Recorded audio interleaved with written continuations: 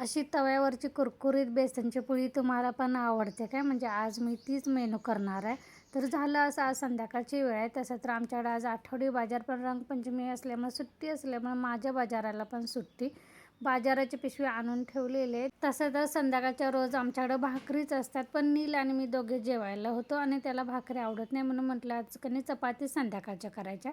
चपातीला पीठ मळून घेतलं आणि बाकीची कामं आवरून घेतली. त्यानंतर त्याचं, माझं आणि चार्लीच्या अशा चपात्या बनवून घेतल्या. भेंडीची भाजी मी तव्यावर आज फ्राय करायचं ठरवलं होतं, कारण भेंडीची भाजी जास्त होत नाही आणि आम्हाला दोघांपुरतं, कारण तेवढी भेंडी पुरली असती आणि चांगली पण लागते फ्राय तव्यातली भेंडी. तर त्याला ती पण नको होती, त्यामुळे कारण त्याच्या आवडीचे म्हटलं बेसनची पोळी करायची. तर ह्यात मी फारसं काही घातलं नाही, तुम्हाला फक्त मी सांगते. बेसनचं पीठ, तिखट, मीठ, हळद, हिंग, थोडासा ओवा, कोथिंबीर घालायची आणि मस्तपैकी पाणी घालून कणी असे पातळ करायचं. हे जे मिश्रण केलेलं असेल ते पातळ करायचं आणि तवा चांगला तापू द्यायचा.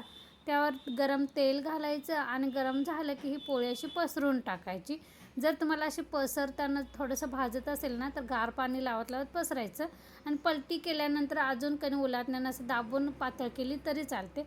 मी हे चपातीच्या तव्यावरच केलेलं आहे. तुम्हाला जर करायचीच असेल अगदी पातळ कणी, तर निर्लेपचा तवा असतो की त्यावर केली तर अगदी छान होते. पण ही बारीक गॅसवर अशी कुरकुरीत भाजून घ्यायची, म्हणजे मस्तपैकी चपाती किंवा भाकरीसोबत ही बेसनची पोळी छान लागते. चपाती बेसनची पोळी झाल्यानंतर दूध आणलं होतं, संध्याकाळचं दूध डेअरीतून आणते आम्ही. ते बारीक गॅसवर ठेवलं आणि आता म्हटलं चार्लीला घालून घ्यायचं, कारण त्याला औषधं चालू आहेत.